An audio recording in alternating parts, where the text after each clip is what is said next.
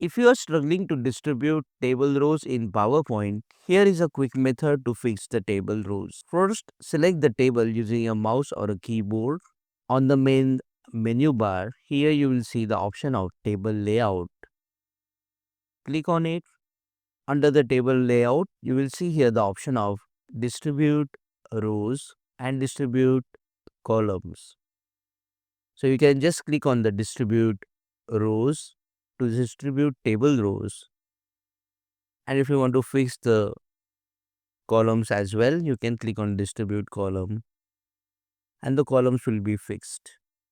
Now to center the text inside this table, you can just click on this option, center vertically. Then go to the home tab and select this option, center text. In this way, you can not only distribute table rows and columns in PowerPoint, but can also format your text at the center of the cell in PowerPoint table.